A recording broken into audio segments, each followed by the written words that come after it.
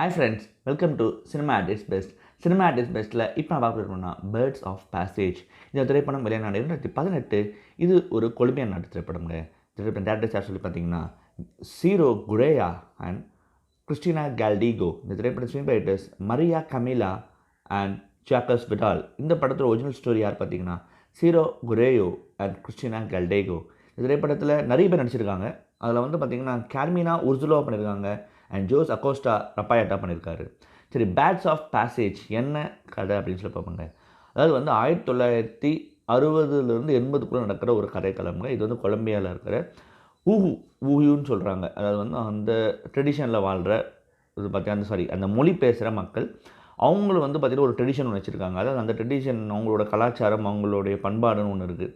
So அந்த பண்பாடில் இருக்கிற 3 விதமான பரம்பரைகளை முன்னிறுத்தி தான் அந்த படம் பேசுதுங்க. அதாவது வந்து பேர் வரல, தப்பாக எடுத்துக்க 3 பரம்பரைங்க. 3 பரம்பரை. அதாவது ஒரு பரம்பரையோட ரப்பாயட்னு ஒரு 3 கதாபாத்திரம் விஷயமாக பேசலாம். ரப்பாயட் அப்படின்ற ஒரு கதாபாத்திரம் அந்த படத்தின் கதாநாயகன். அப்புறம் வந்து பார்த்திங்கன்னா உர்சுலா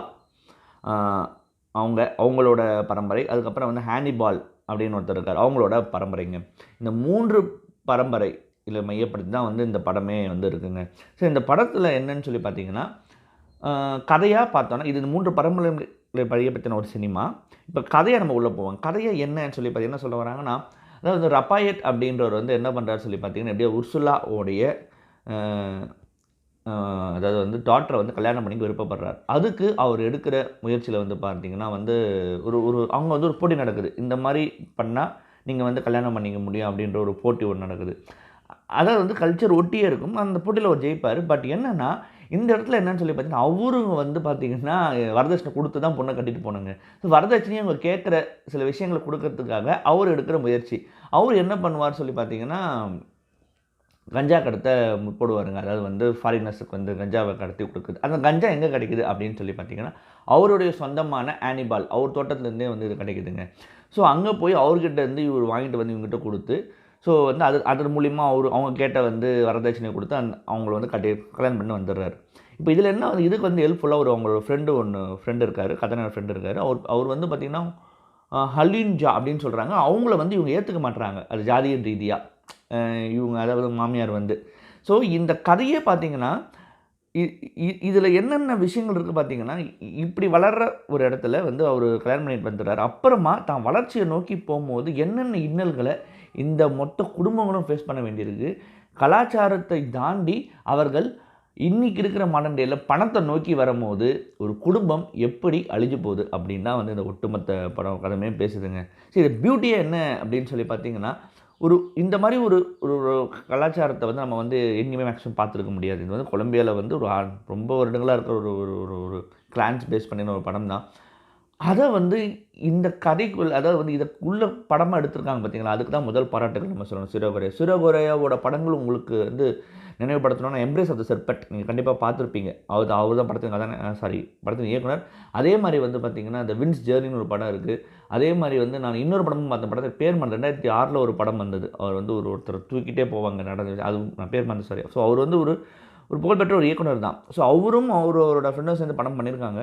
இது அவர் எடுத்துகிற கதைக்களம் எல்லாமே வந்து பார்த்திங்கன்னா கொஞ்சம் நீங்கள் கல்ச்சர் ஒட்டியே தான் இருக்கும். அதை ஒட்டி அந்த கலாச்சாரத்தை ஒட்டி அதுக்குள்ளே ஒரு விஷயம் பேசுவார், வாழ்வியலை பேசிகிட்டே இருப்பார் அவர். அதில் வந்து அவர் கெட்டிக்காரன்றதில் வந்து எனக்கு எந்த சந்தேகமும் இல்லைங்க. இந்த படத்தில் அவர் பண்ணியிருக்காரு. இந்த படத்தில் அவர் ரொம்ப அழகாக படத்தை நரேட் பண்ணியிருக்காரு. 2 பேரும் சேர்ந்து நரேஷன், பியூட்டிஃபுல் நரேஷனுங்க. நரேஷன் அவ்வளோ அற்புதமாக இருக்கும். படத்தோட ஸ்க்ரீன் பிளே உங்களுக்கு வந்து ஒரு அடுத்தது என்பதை தாண்டி அந்த குடும்பங்களுக்கு என்ன மாதிரி விஷயம் நடக்குதுன்றது அழகில் எடுத்துகிட்டு போய் முடிப்பாங்க எண்டில் வந்து. ஸோ அந்த இடம் வந்து நிஜமாகவே ரொம்ப பிரமாதமான ஸ்க்ரீன் பிளேயில்.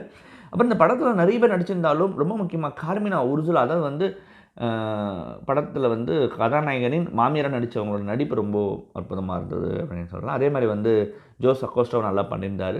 படத்தோட cinematography, editing, sound design, sound mixing, டெக்னிக்கலாக அவ்வளோ ப்ரில்லியண்ட்டாக இருப்பாங்க.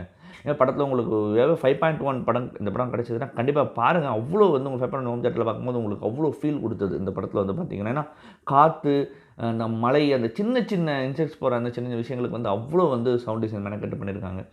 ஸோ இது பேட்ஸ் ஆஃப் பேசேஜ் இதுதாங்க. நீங்கள் படத்தை பார்க்கும்போது கண்டிப்பாக இது ஒரு புதுவித அனுபவமாக இருக்கும்னு எனக்கு சந்தேகம் இல்லை. இந்த படம் வந்து பார்த்தீங்கன்னா directors fortnight Cannes film நாமினியாக இருக்குங்க. அது தவிர்த்து பார்த்தீங்கன்னா Cairo international film festival best screenplay award வாங்கியிருக்குங்க. மொத்தமாக இந்த படம் 30 வின்ஸ் அண்ட் 41 நாமினேஷனாக இருக்குது. ஸோ கண்டிப்பாக பேட்ஸ் ஆஃப் பேசேஜ் படம் பாருங்கள். ஒரு சிறந்த படத்தை பார்த்த திருப்தி உங்களுக்கு கண்டிப்பாக இருக்கும் என சந்தேகம் இல்லைங்க. மறுபடியும் தரமான உலக சினிமா ஆடியோ, ரீஜனல் சினிமா ஆடியோவில் ஷார்ட் ஃபிலிம் ஆடியோ சந்திக்கிறேன். நன்றி, வணக்கம்.